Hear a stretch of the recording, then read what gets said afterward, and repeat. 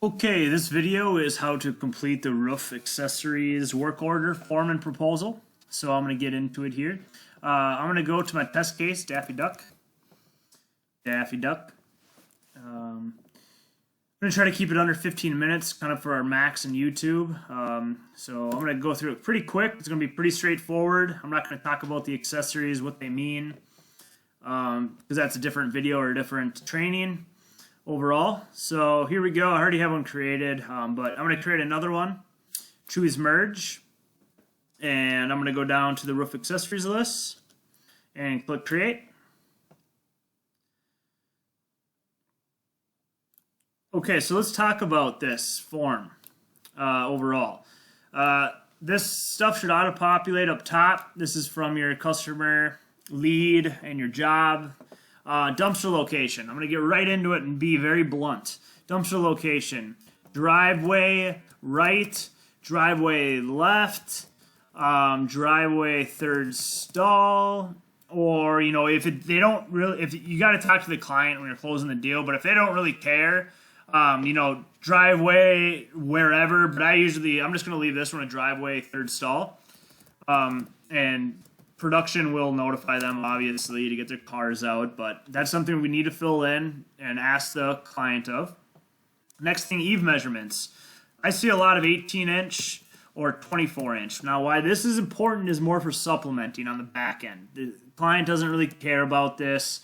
It's just for, and I tell them, you know, this doesn't really matter. It's mainly for supplement on the back end. I'm going to leave it at 24 inches, 2 feet. I see a lot of that. Now, turtle vents. All your ventilation, you either have ridge vent all over the place, LF linear feet, or you have ventilation. I will refer to Lomanco, Lomanco. That app is a good ventilation calculator, and you type in the square footage, and it tells you how many vents and whatnot. So, and we're going to bring it up to code, the property up to code. So there might be, we're going to replace whatever's pre-existing, but we might be adding some turtle vents, or we might be adding some ventilation overall to bring it up to code. But turtle vents, you should know what those are. Typical, you know, I'm going to say 2,500 square feet property. I'm going to do 8 turtle vents. It's what they had on there, whether it's plastic or metal. The plastic or metal doesn't matter. We're going to replace it with metal. So 8 turtle vents. Ridge vent, this is your LF is linear feet. You get the linear feet from the reporter insurance scope, or our E360 hover report, I should say, or the insurance scope. So you type that in, and then you leave pretty much all the other ventilation blank for ridge vent. Turbine vents, again, you're not going to combine turtles with turbine. Turbine vents, are also known as your whirlybirds. So you're going to type in how many you want of those, but since I'm doing turtles, I'm not going to combine it with turbines, so I'm going to leave that blank. You could put NA, or to leave it blank, it's fine. Power vent, I'm going to do in this example, Daffy Duck, no power vents. Typically that's what it is anyways, or usually my jobs. Solar vents, no. Solar stuff might be, you know, obviously coming more relevant in the future here. We're sitting at June 2020 right now. Vent plugs are needed, you know. Sometimes if you're doing an upgrade, if they want to get rid of the turtle vents or wherever their ventilation is and switch over to a ridge vent, we will have to plug that hole in the decking. So that's where that comes into play. But vent plugs, I typically don't need to fill this out overall unless there's an upgrade price or something going on. Bathroom brown and kitchen brown, those are very common, at least in Minnesota here. Bathroom brown, typically if you got 8 typical rough like I'm talking about, I'm going to throw 2 bathroom browns on there. That's about 4 inch in diameter or in width. Kitchen browns are bigger, 3 times the size usually. They're about 12 inches. Usually it's like one of those. You usually have one kitchen. So this is kind of typical stuff I got cooking right here. I'm going to going through it pretty quick though because of the timing. I want this to be 15 minutes or less. Lead boot. Lead boots are just like pipe jacks. It's a cylinder coming through the roof, ventilation.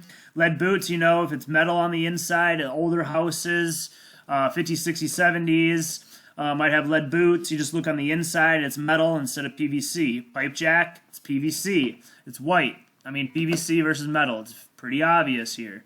So you got either pipe jacks or lead boots. Usually, sometimes you'll have both, but not typically.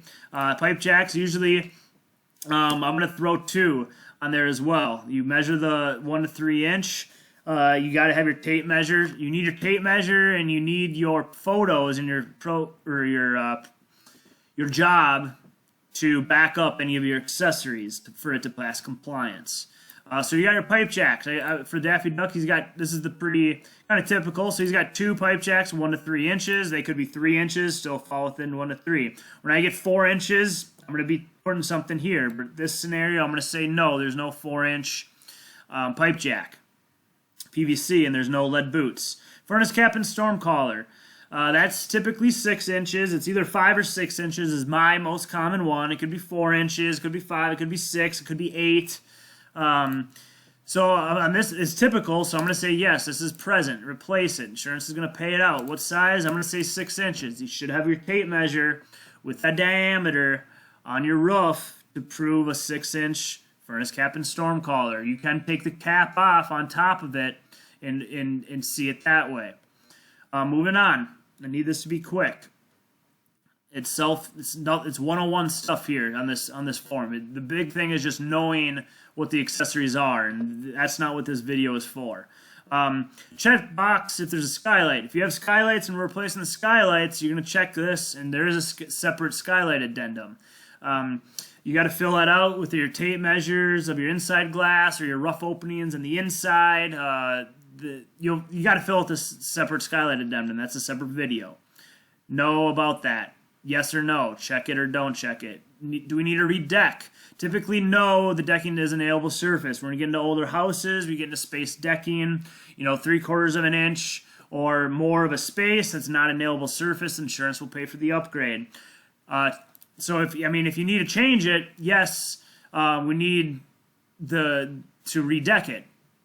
But typically we don't need to unless we know, like going up into the attic and knowing what the decking is like before. So be wary of that. Step flashing. Typically, no reuse existing because of step flashing. Google it.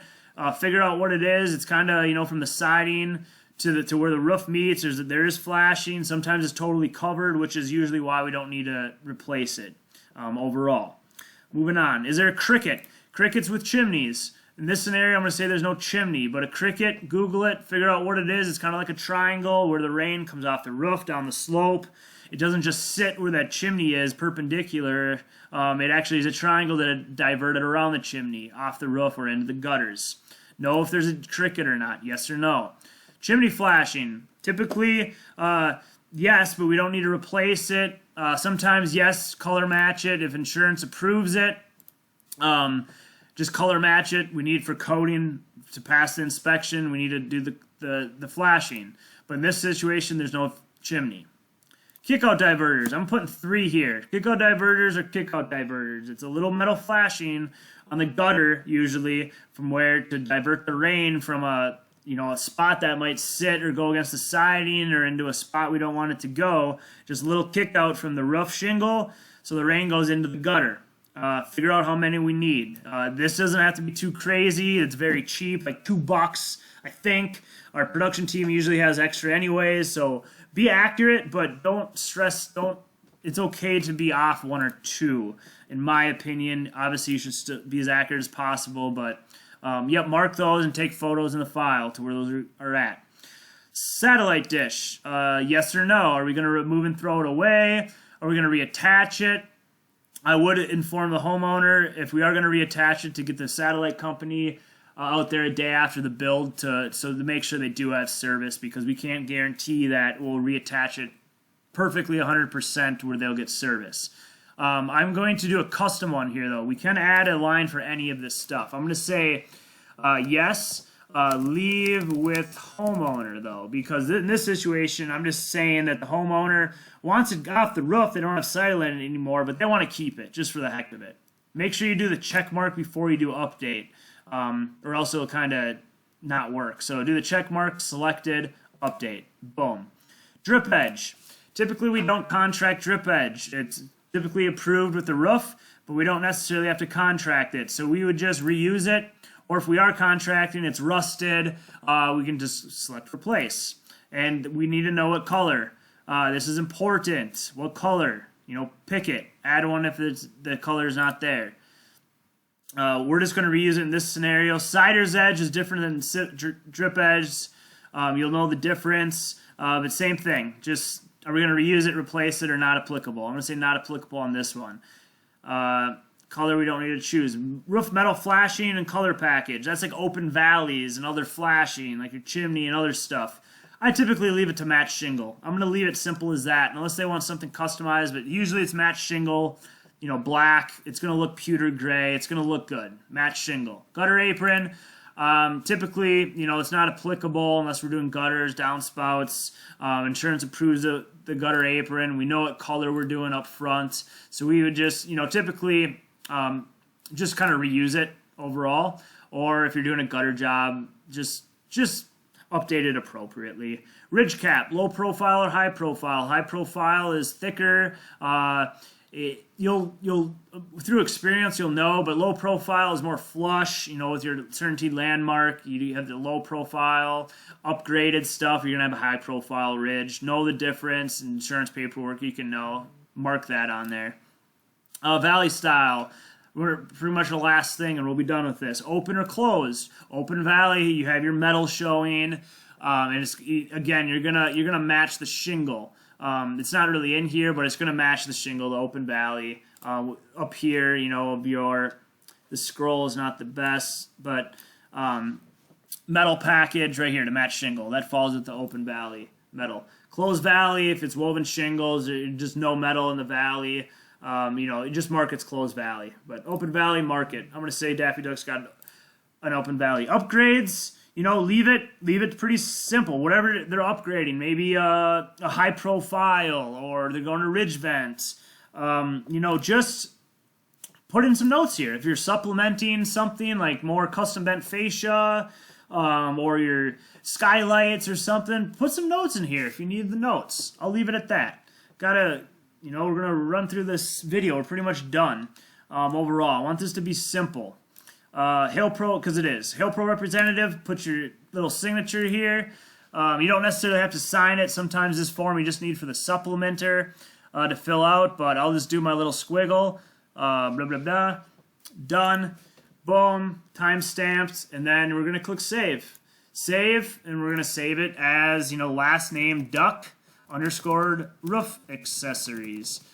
Boom, save, and thinks a little bit, and it'll save. Then you can go ahead and go towards it, and go ahead and email them a copy for them to sign, or if you're, or open public form proposal pays if you're finalizing the deal at their home or something with the iPad or phone. Okay, I hope this video was helpful. Thanks.